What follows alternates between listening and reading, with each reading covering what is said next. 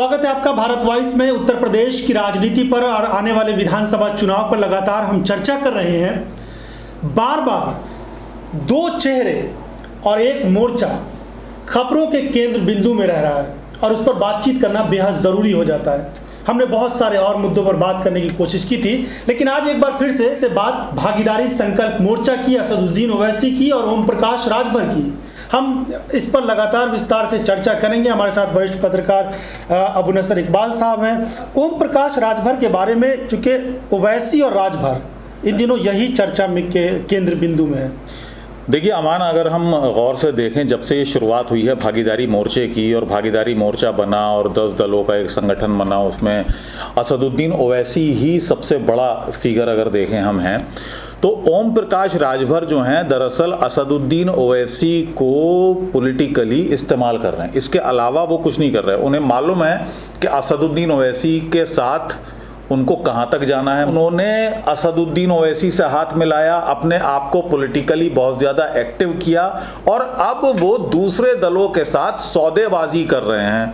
वो समाजवादी पार्टी के साथ भी सौदेबाजी कर रहे हैं, वो भारतीय जनता पार्टी के साथ भी सौदेबाजी कर रहे हैं। जहां उनको सौदा अच्छा मिल जाएगा वहां पर वो भागीदारी मोर्चा तोड़ देंगे। ये बात कह रहे हैं कि भाई हमने अपनी दुकान खोल रखी है। लेकिन एक चीज वो बार बार कह रहे हैं, हाँ, भारतीय जनता पार्टी के साथ कोई समझौता नहीं। तो भारतीय जनता पार्टी से वो मिले, भारतीय जनता पार्टी के नेताओं से मिले।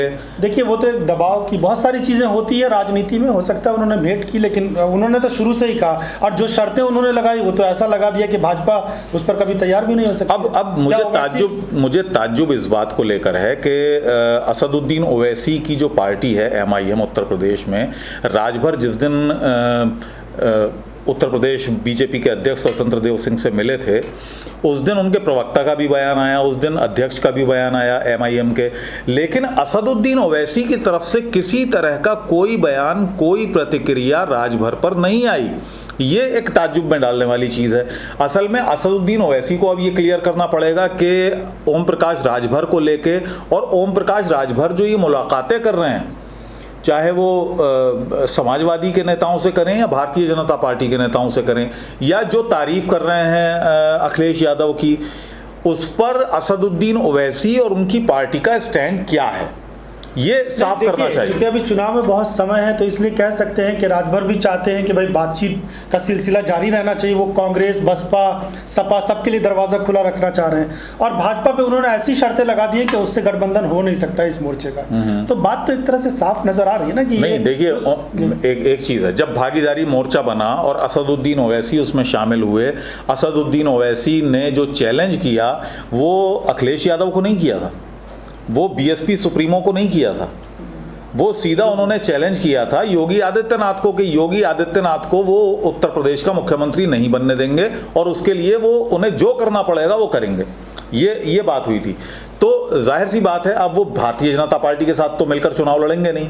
तो ऐसे में भागीदारी मोर्चे का एक बड़ा घटक दल जो इस भागीदारी मोर्चे को एक तरह से साथ लेकर चल रहा है, उसका भारतीय जनता पार्टी के नेताओं से मिलना या उसका अखिलेश यादव से मिलना या अखिलेश यादव की तारीफ करना, जबकि भागीदारी मोर्चे का कोई स्टैंड इन दोनों पार्टियों को लेकर अभी क्लियर नहीं है कि क्या समझौता होगा। अखिलेश यादव से तो एक बीच में सूरत बनी थी कि कोई समझौता हो सकता है। इनका भी तो कुछ नहीं अभी साफ हो रहा है। क्या बसपा किसके साथ चुनाव लड़ेगी, कांग्रेस के साथ, क्या सपा का गठबंधन हो सकता है? BSP ने साफ कह दिया वो एकला जाएगी, वो एकला चलो। लेकिन सपा के साथ कांग्रेस का तो हो सकता है। समाजवादी पार्टी ने साफ कह दिया कि वो बड़े दलों से कोई गठबंधन नहीं करेंगे। कांग्रेस से उन्होंने पिछले चुनाव में गठबंधन किया था, उन्हें इसका तल्ख तजुर्बा हुआ, बुरा तजुर्बा हुआ कि कांग्रेस के साथ जाना वो बेकार समझते हैं। तो कांग्रेस से अब किसी तरह का समझौता उनका नहीं होगा। रही बात MIM की, तो MIM से के सवाल पर लगातार कन्नी काटते देखे अखिलेश यादव। वो असदुद्दीन ओवैसी और MIM का नाम तक नहीं लेते हैं अपने मुंह से। जब उन्होंने उनसे पत्रकारों ने पूछा कि MIM से क्या कुछ समझौता हो सकता है या MIM से किसी तरह का खतरा है या MIM वोट काट सकती है समाजवादी पार्टी का, तो उन्होंने एक बार भी नाम नहीं लिया। उन्होंने कुछ और सवालों के जवाब दिए, लेकिन इन सवालों पर वो बचते नजर आए। तो यहाँ पर उनको भी स्टैंड साफ करना चाहिए कि भाई MIM से उनका कोई समझौता नहीं हो सकता। वो लगातार ये कहते हैं कि छोटे दलों से वो समझौता करेंगे, उन दलों से वो समझौता करेंगे जो बीजेपी को हराने के लिए यहाँ मैदान में आए। चलिए, लेकिन इन सब के अलावा एक चीज़ तो मानना पड़ेगा कि असदुद्दीन ओवैसी की जो पार्टी है वो एक बहुत बड़ा रोल अदा करने जा रही है इस चुनाव में, और भागीदारी संकल्प मोर्चा अगर इसी हालत में रहा तो उसका भी बहुत बड़ा रोल होगा। बेशक, देखिए अमान, वो रोल अदा करेंगे। एक बहुत बड़ा नाम है, ख़ास तौर से जो मुस्लिम वोट है उसके लिए एक बहुत बड़ा नाम है असदुद्दीन ओवैसी। और अगर लेकिन असदुद्दीन ओवैसी का यहाँ पर मैं आगे बढ़ने से पहले ये भी आपको बता दूं कि उनकी जो सबसे बड़ी चुनौती है उत्तर प्रदेश चुनाव को लेकर, वो है कि एक तो पार्टी का संगठन वहाँ पर बहुत मजबूत नहीं है, और दूसरी चीज़ ये है कि उनको प्रत्याशी कितने मजबूत मिलते हैं। उत्तर प्रदेश एक ऐसी जगह है जहाँ पर सालों से मेहनत करती आई हैं, समाजवादी पार्टी हो या बहुजन समाज पार्टी हो या कांग्रेस की भी अगर बात करें तो कांग्रेस का भी पुराना संगठन है। लेकिन असदुद्दीन ओवैसी और उनकी पार्टी के लिए सबसे बड़ा चुनौती ही ये है, सबसे बड़ा चैलेंज ये है कि उनके पास प्रत्याशी कितने मजबूत आएंगे, इस बात पर डिपेंड करेगा। क्योंकि उत्तर प्रदेश का चुनाव जो होता है वो कहते हैं, मैं लगातार कहता रहा हूं कि एक रात का चुनाव होता है। एक रात पहले डिसाइड करता है वोटर कि किसकी हवा चल रही है, वो वोट उसको चला जाता है।